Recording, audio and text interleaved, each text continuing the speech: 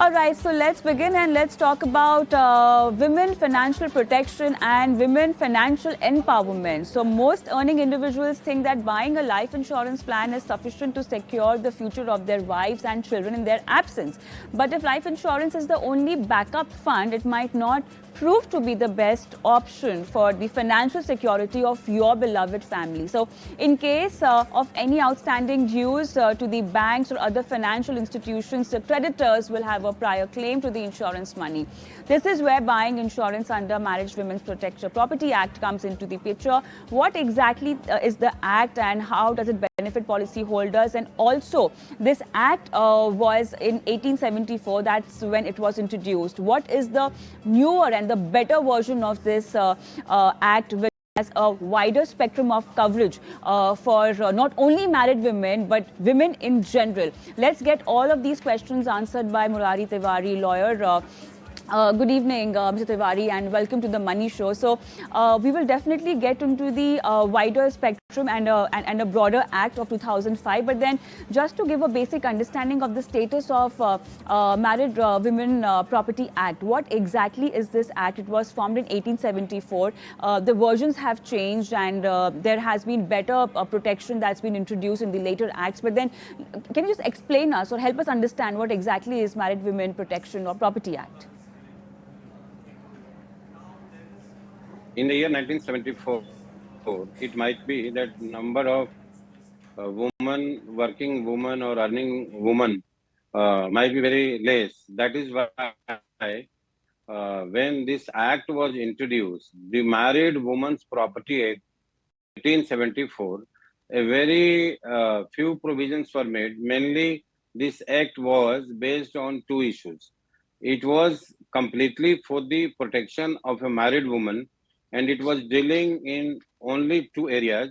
One was that in case a woman is earning and she acquired some property and she acquires self-acquired property and thereafter she get remarried. So it was clarified in this act that in case she get married, then in that case, this property which was acquired by her before marriage, it should not be wasted in the family of the in-laws. So the intention of the legislation was that the property of woman should be protected even after her marriage. In there, in case marriage and after, in case that some aspect in this act was regarding insurance. So in case a woman, married woman, is getting insurance of her own or her husband, the benefits, whatever the benefits would accrue, that was to be availed by the woman only. But it was also clarified in the same act that in case husband is getting insured wife or himself or the family, in that case, the wife will be beneficiary. So it was clarified, like it was not vice versa, that in case a woman got insured, in that case, husband is also entitled. So the answer was no. The husband, in case husband has got insurance, the wife will be entitled. Children will be entitled. But in case wife has got insurance, then in that case, husband will not be entitled for the benefits. So only two provisions for very limited provisions were made in this act. And the idea was to protect a married woman.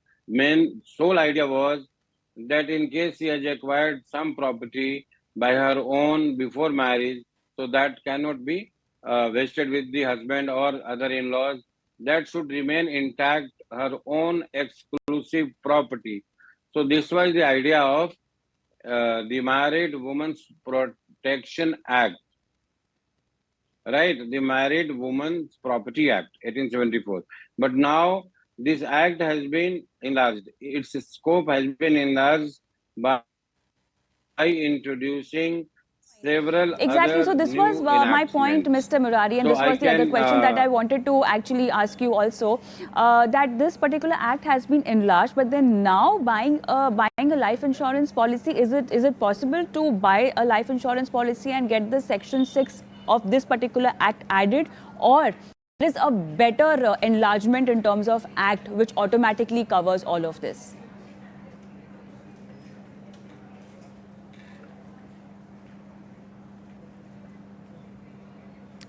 Mr. Murari, can you hear me? Your query was not audible to me. I will repeat it, sir. But I will repeat I my should question. explain you that in the year Yeah. 2005, So there I is will a just, yes. yes, Mr. Murari, I will just again Yes. ask you this question. So the question exactly was that talking about the Married Women Property Act 1874, now in the current scenario, if we have to buy a life insurance policy, is it possible for us to get the section 6 added as per this act, or the better or the enlarged act 2005 covers all of this already now? That was the question, sir.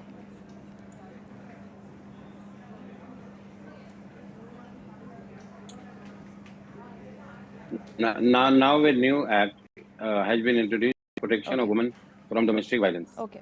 In the year 2005.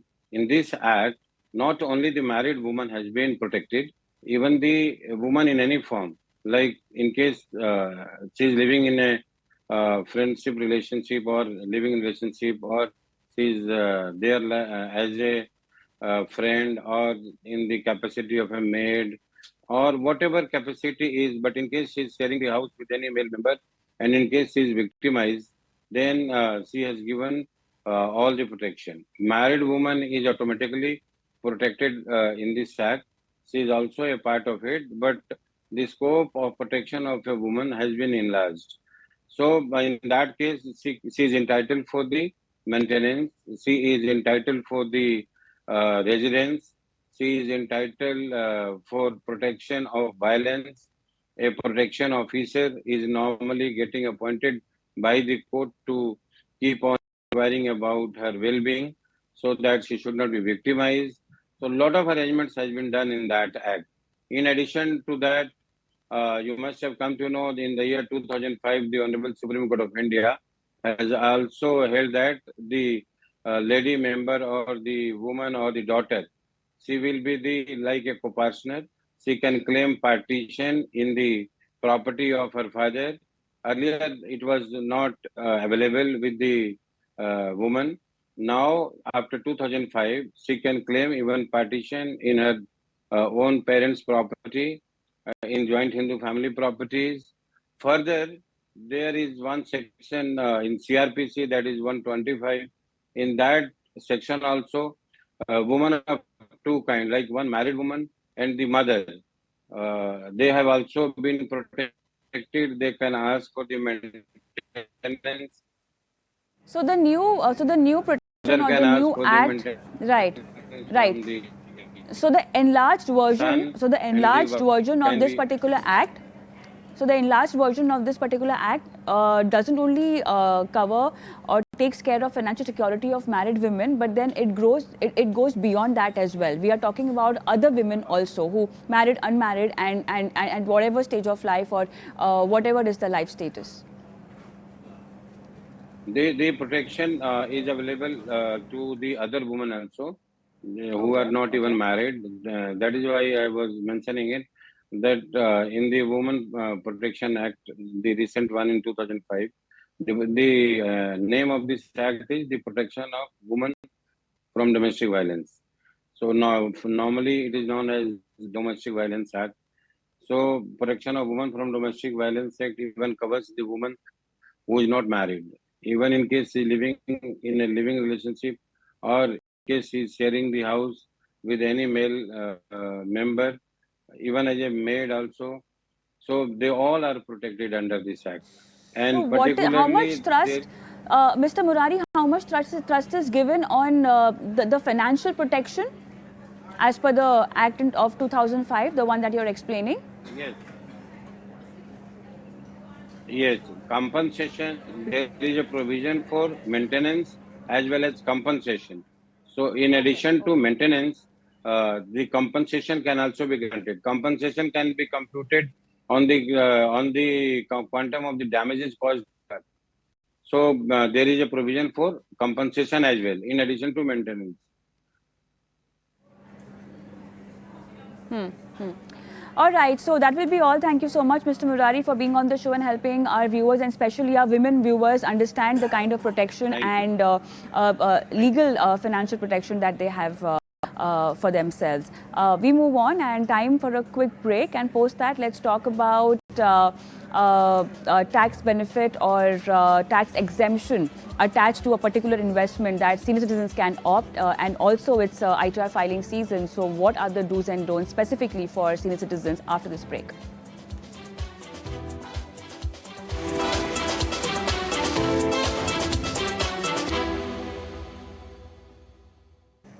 All right, so for this exclusive and inspiring conversation, tune into Leaders of Tomorrow tonight at 10:30 p.m. only on ET Now. So we move on, and next on the Money Show, let's talk about senior citizens. With the start of the income tax filing season, focus is on tax saving strategies for individuals. However, if there's one age group which is not completely aware about tax saving strategies, it is senior citizens. And so on the Money Show today, we will discuss how senior citizens can save tax and avail special benefits provided to them under the Income Tax Act. Let's welcome on board Parizad Sirwalla Partner Tax, National Leader, Global Mobility Services, KPMG. Parizad, good evening and welcome to the Money Show, where we will talk about tax saving avenues when it comes to financial investments for senior citizens, and also your do's and don'ts, or your guidelines to senior citizens when they are filing their income tax return. Okay, so let's divide this entire discussion in three parts. The first question to you is the most attractive investment instrument options available for senior citizens.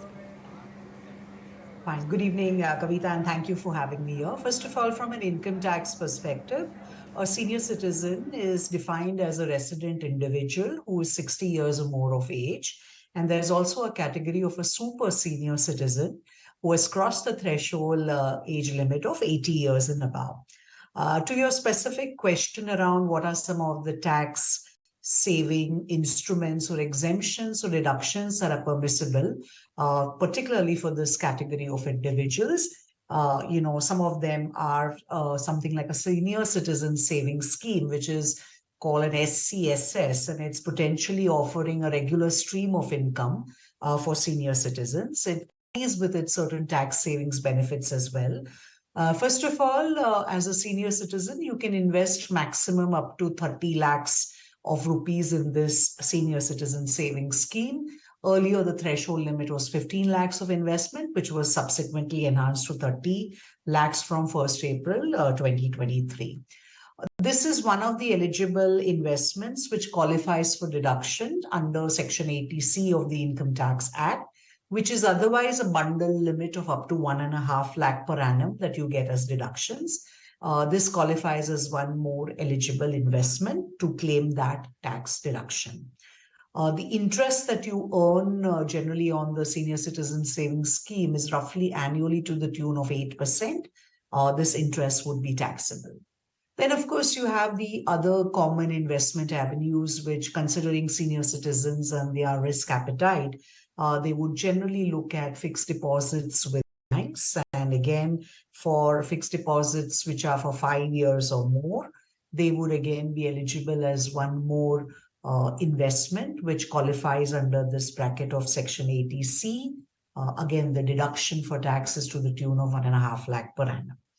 Over and above that, the common avenues of post office time deposits or any other life insurance premiums that may be paid, they may be paying, or public provident fund, all this falls under the 80C bracket of 1.5 lakh. If they happen to, of course, earn interest element or interest income on these fixed deposits or any other savings bank interest, there is a tax deduction threshold of 50,000 rupees per annum, which also should be available to them from a tax deduction perspective. And of course, as we progress further into our discussion, maybe we can talk about some of the health and medical related insurance deductions that are also available. Yeah, I think we should do that, Parizad, because we are talking about tax saving and tax exemption strategies that they might want to adopt. So the investment part is taken care of, but then yes, a lot of tax exemptions and benefits are there when you take health insurance for yourself also. So what's the process there and what's the availability there? Right. So all these tax deductions come under, without getting too, technical jargon about it, come under Section 80 or Chapter 6A deductions as they are known in the Income Tax Act. But from a senior citizen perspective in this age bracket, you would be very concerned from a health or a medical insurance perspective. And if you have, taken a health insurance policy, or even otherwise, if you're a resident individual who's a senior citizen, and you have medical expenses, then under Section 80D of the Income Tax Act, again, the threshold annually is 50,000 rupees for claiming deduction for any such medical expenses or health insurance premiums paid. There is also another section called 80DDB. So if you have unfortunately plagued with certain prescribed medical ailments, which are again coded in the Income Tax Act and the rules, and severe terminal ailments, just to enumerate a few, like terminal illnesses or neurological ailments, whatever is specified, then you can claim, and you're actually incurring massive medical expenditure either for yourself or for your dependent, then there is an amount of up to 1 lakh per annum, which you should be eligible in the unfortunate event, if you're in that situation, from a tax perspective at least, of up to around 1 lakh.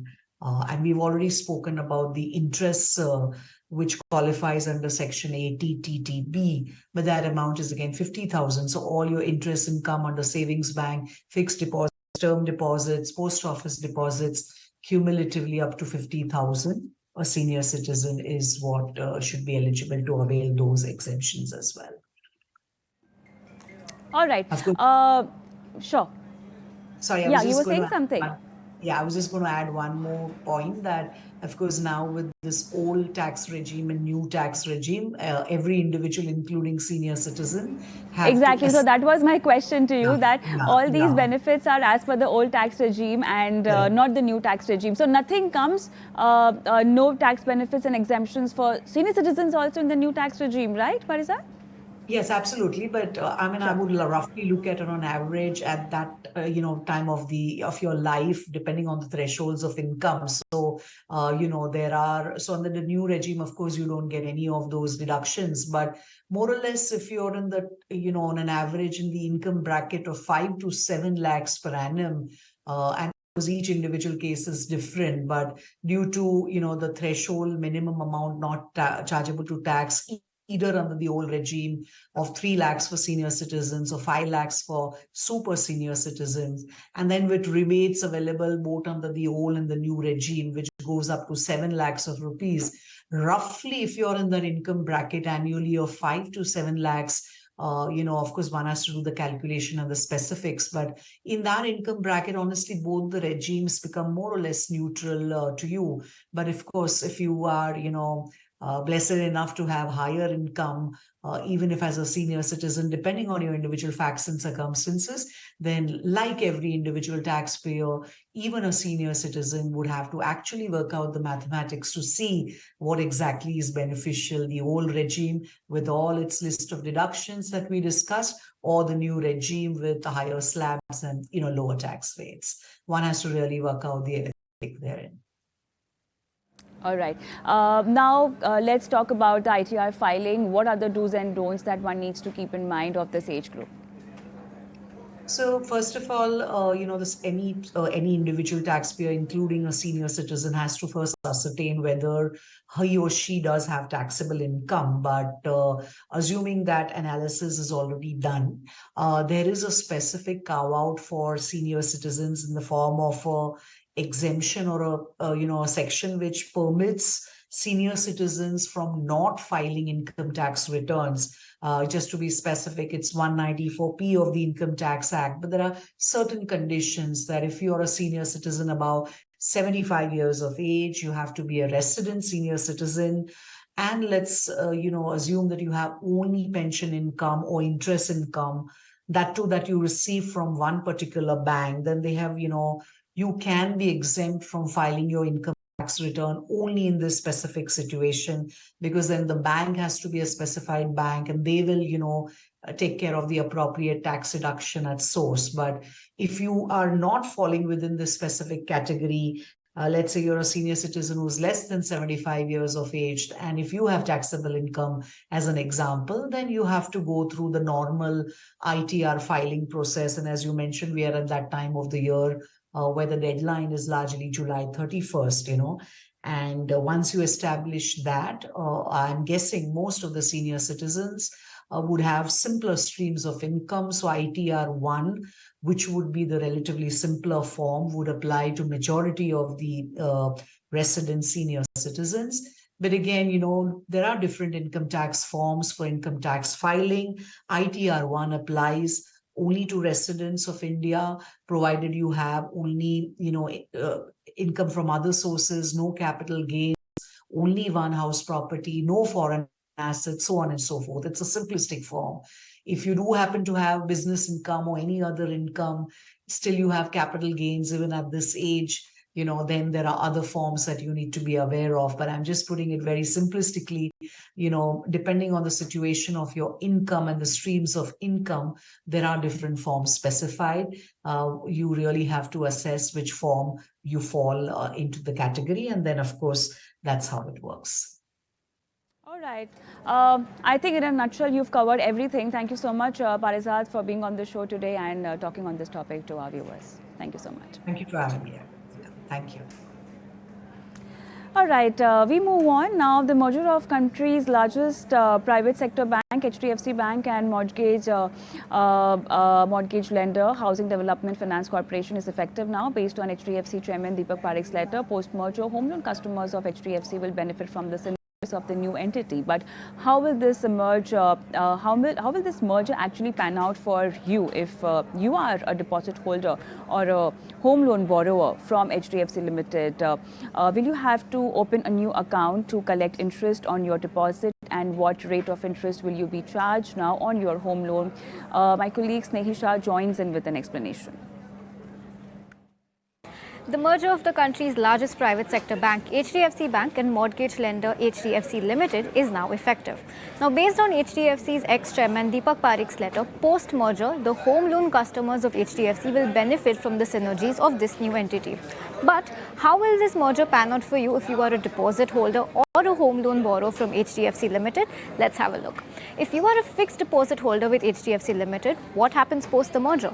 There will be no change in the terms of your FD with HDFC. The interest rates, tenure, maturity and payouts will remain the same until the maturity or renewal of FD. Your existing deposit receipt issued by HDFC will continue to be valid until the maturity of your FD, and your FD account number will continue, and it will remain the reference point for all your future communications with HDFC Bank. Now, if you hold an FD with HDFC Limited, do you need to open a bank account with HDFC Bank? No, you do not need to open a bank account with HDFC Bank post the merger to access your HDFC deposits. Also, your interest income from HDFC FD will continue to get credited to another bank savings account as you had previously linked, and there will be no change in the process of crediting interest income from HDFC Limited FD. How do you renew your FD post-merger? Now, the renewal of FDs will take place as per the bank's terms, and prevailing rates of interest at the time of renewal will apply. For instance, if your HDFC FD's maturity date, let's say, is 25th July and you are planning to renew it, then HDFC Bank's prevailing rate will be on the interest, that is the current rate of interest that is applicable. Now, let's move on to how you would file TDS if you have deposits with both HDFC as well as HDFC Bank. If you have deposits with both these entities, the TDS return will be filed under two reductions and collection account numbers, and HDFC and HDFC Bank in the initial year of the merger. There will be two TDS certificates for common customers of HDFC as well as HDFC Bank. Will your fixed deposit with HDFC now be covered by a guarantee from the DICGC? Yes. Post the merger with HDFC, the existing HDFC FD will be covered by a guarantee from the Deposit Insurance and Credit Guarantee Corporation within an overall maximum limit of 5 lakh rupees, the principal and interest included. And lastly, what if you hold a home loan from HDFC? What happens to this loan after the merger? Now, the home loan account with HDFC will be transferred to HDFC Bank. The repayment cycle remains the same, but the applicable rate of interest shall now be linked to the external benchmark lending rate. So here are all your FAQs about the merger answered.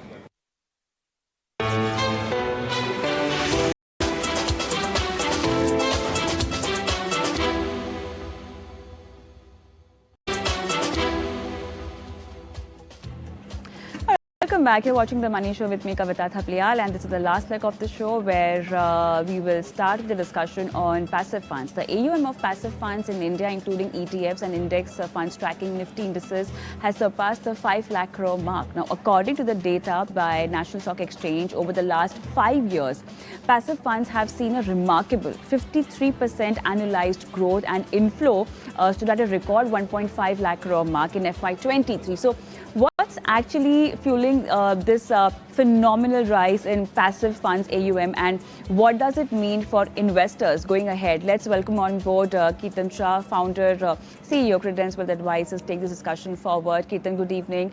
Welcome to the show. So, what's the reason behind this kind of a performance and, in fact, investor interest and inflow that we are witnessing? Funds, active funds, if I have to talk about, due to market volatility, have not been able to, beat the market returns, and this is also the reason why we are seeing a lot of investors moving towards the passive strategy or passive funds. But then, what is the kind of buzz? Because you have a lot of clients, so what's the kind of questions they come up with, and what's the buzz there? I think, Kavita, it's a mix of a lot of things. I think in 2018, when SEBI came out with the categorization rule, I think it changed the way the mutual fund industry, before the categorization rule used to perform or work, right? So now there are such stringent rules that each category of the mutual fund has to follow, that following those rules in itself bounds the fund manager to a larger extent. Having said that, then you came out with direct and regular, then there was active, passive, and then there is so much of awareness around the cost of when you do direct or when you do passive. I think which is why, with the help and aid of technology, a lot of investors lately don't want to get into the rut of selecting 4 or 5 schemes out of the 1,500 schemes available in the market, and probably think that directly investing in the index at a lower cost is probably the right solution. But I think there are a lot of things that you really have to look beyond. I think it's more to do with blending active and passive together versus doing passive alone. To give you an example, you look at the last year you had close to 80% of the active schemes on the large cap side which could not beat the index. But you look at this calendar year, you have 75+% of schemes already beating the index, right? So I think it is also to do with where you are in a market situation and what kind of style will play out. Whether a growth or a momentum kind of strategy will work, whether a value kind of strategy will work, and that will decide whether the index in that particular year is able to outperform active or the other way around. I think in the real world, the best kind of proposition is a mix of active and passive, and not just going only active or only passive. Sure. I mean, yes, definitely. At a portfolio level, it's very important to understand the kind of importance or the kind of strategy you want to opt for passive and the active funds. But then I also want to understand the kind of passive funds which are performing. I mean, are they index-based funds? Are they ETFs? Or we are also talking about sector-oriented passive strategy funds? So, Kavita, look, ideally index and ETF are largely the same, except for the fact that ETF will allow you to buy during the market hours at the market price, and the cost is slightly lower than the index. For largely the retail investors who are not very market savvy and sophisticated, I think an index fund is far superior option versus taking an ETF.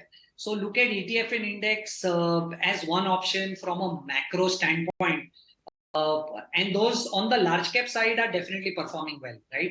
Look, there is a very smaller universe of, let's say, 100 stocks on the large cap side, and for every stock you have more than 20-25 houses covering those stocks and writing reports. So there is not a lot of information or knowledge arbitrage on the large cap space, right? And hence, in the large cap domain, I don't see a reason why there is ever going to be a very huge alpha that probably active funds will ever be able to generate, because there are so many regulations in and around active fund investing, where, let's say, for example, if the index, there are only 4 or 5 stocks that are pulling the index up, right? That we've been seeing over the last 2-3 years, that has happened many a times. Active will never be able to beat passive, is because the SEBI does not allow you to take more than 10% exposure to one stock. So largely what we have to understand specifically in the large cap space, I think passive definitely has an upper hand over active, but that's not the case while we talk about mid cap and small cap, because coverage on the mid cap and specifically on the small cap side is very less. There is a lot of knowledge, understanding, arbitrage available there, and the space is huge and not everybody is covering all kind of stocks. So I think mid cap and small cap, you still have a very large opportunity playing active, but on the large cap space, sorry, mid cap and small, you have a large active play, but on the large cap space, you are more passive, and that shouldn't be a problem at all. All right, so that's the advice coming in from you, Kirtan, where large cap one can really go the passive way, but then time to make money through active funds when we talk about mid cap and small cap. But then, Kirtan, it's also time to connect with our viewers and take their questions on the show. I will start with Mridul's question, and this question is via email.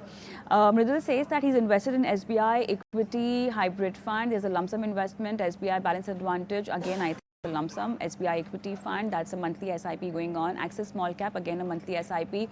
ICICI Pru technology monthly SIP, and the goal is 2 crores in 15 years. And Mridul wants to know if these funds are aligned with his goal. Mridul, I think talking about your goals first, with your current 12.5 lakh rupee of lump sum investment that you already have, and an additional of 28,000 rupees a month, will help you reach 2 crore in 15 years. So while you have 12.5 lakhs as lump sum, I think you will have to increase the monthly SIP and take it to 28,000 a month. Then with an average assumption of making a 12% CAGR, you will be able to reach 2 crore in 15 years. Talking about your portfolio, I would, from a macro perspective, think you have a lot of exposure and high concentration to SBI as an AMC. And also, if you have 15 years of investment horizon, I think you are better off, and because you are also investing through SIPs, you are better off taking equity investments rather than going through the hybrid route of equity hybrid or balance advantage. So I would suggest that you can move your SBI equity fund to Kotak Emerging, and if you can add more as per your requirement, then add an ICICI large and mid cap fund also to your portfolio. All right, so that's the advice for Mridul. But then we move on. I will take Shravani's question, and Shravani just wants us to suggest funds that can give moderate returns. We don't have Shravani on the phone line, but then we would need more details to help her plan better. But yeah, moderate returns, and I think she's someone who wants to begin her investment journey via mutual funds. So what do you have to recommend, Kirtan? I think, Kavita, like you rightly pointed out, we have no idea of how long does she really want to stay invested, what's the goal, which I think is the first step for us to be able to help her. But I'm assuming that, let's say, if she's a new investor and has close to at least a 4-year, 5-year view, I think she can start off with investing in balance advantage kind of category. And once she experiences markets, she's understood how volatility functions, and has a slightly higher or a longer time horizon, she can move to pure equity funds. So I think she can currently split whatever amount of money that she is intending to invest in, let's say an ICICI balance advantage fund and an Edelweiss balance advantage fund, and split that equally. Because you are a new investor, experience how the market volatility suits you and your behavior and your risk profile. And then over a period of time, once you get comfortable, move to pure equity funds. All right. We move on. We have Mr. Azharuddin from Qatar on the line with us. Hi, good evening. How are you doing, sir? Hello, good evening, ma'am. How are you? I'm doing good. Thank you so much. How are you? Okay. I think we have your question with us, and yeah, so is this problem still there, or you've got this thing sorted? No, I just asked something to expert regarding same problem. Sure, please go on. You can ask. Yes, actually, I already posted my queries. And now it's not solved, but it's now my. Did you try getting in touch with BSE Star MF? Did you speak to them? No, I send the mail. They'll reply me. Your Okay. SIP is now turned to AMC SIP, and it will be Okay. regulated by this one BSE Smart Star Sure. Mutual Fund. Okay. So now it's Okay. showing coins by Zerodha. But All right, I need to all right. know about that. Now, mutual funds are very complicated regarding this. Before it was easy to invest. Now it's getting very, very much complicated. All right. I So, need to sure. I need to know about that. If I can transfer the demat mutual fund to direct AMC, is there any way to do that? Because I need to All right. confirm that in future I don't want to get this kind of problem, because after day Sure, by you day, don't want to lose your it money. changes every Exactly. day. Exactly. We get your concern, and let's get this answered by Kirtan. So, Kirtan, now his plan is a direct plan. It's been converted into a direct plan. Is that what BSE Star MF telling him? Yes, I got the email. That's why Yeah. So we'll just sure. We got the with direct cross plan. got it. Got it, Kirtan.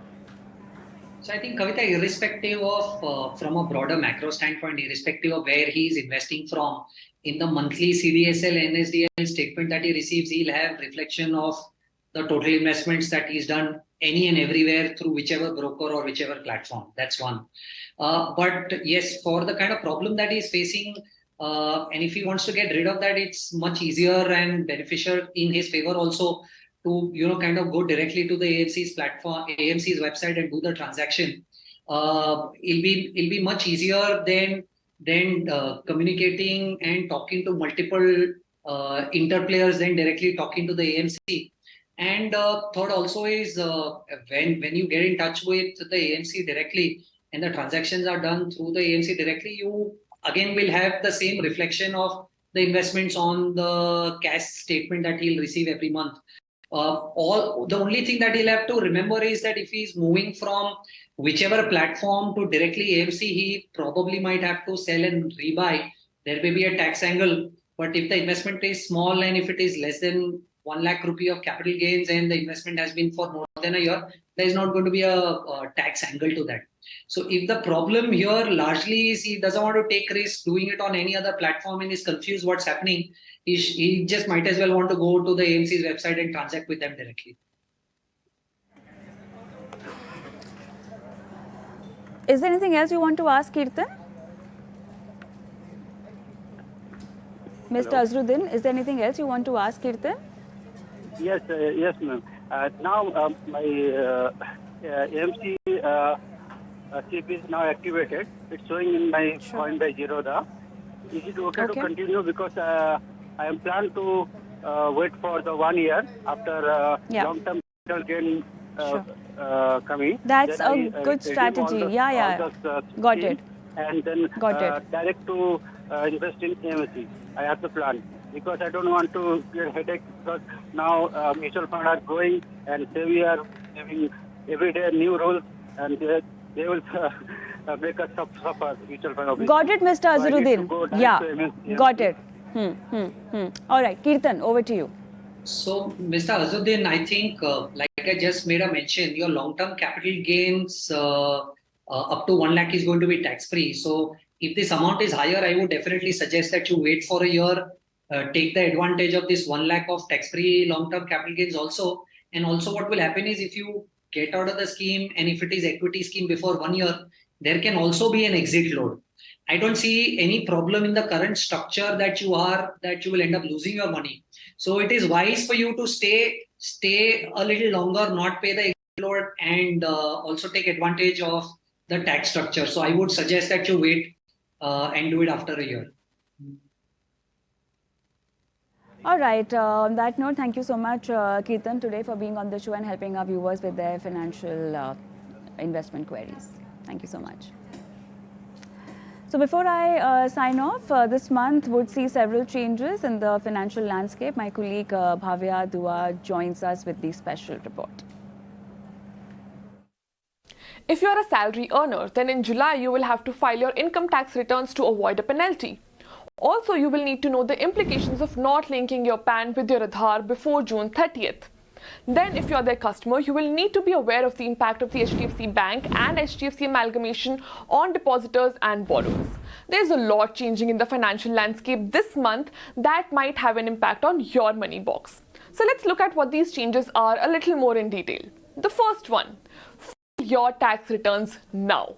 The due date for filing income tax returns for the financial year 2022-23, for which the assessment year is 23-24, is July 31st. If you miss the due date but complete the process by December 31st, you will have to pay a penalty of Rs 5,000. But if your income is less than Rs 5 lakh, the late filing fee will be restricted to Rs 1,000.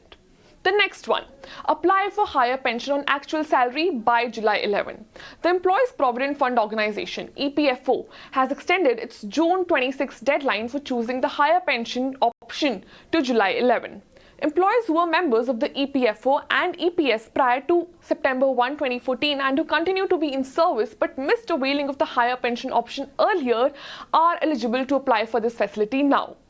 Those who retired before this date and had signed up for the higher pension option will have to validate the information.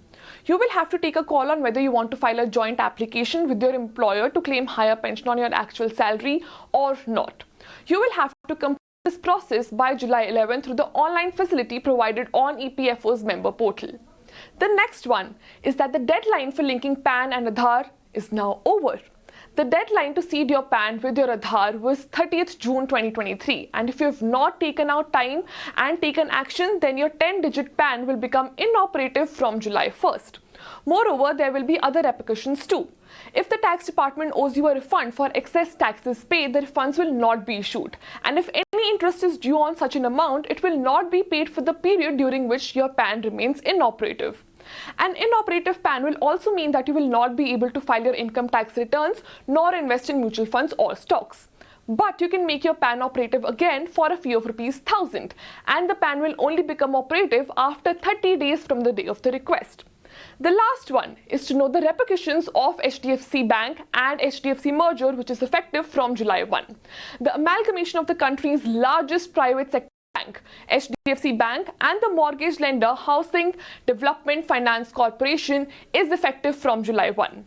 After amalgamation, account holders and borrowers need to keep track of home loan rates, deposit rates, and operational changes post the merger.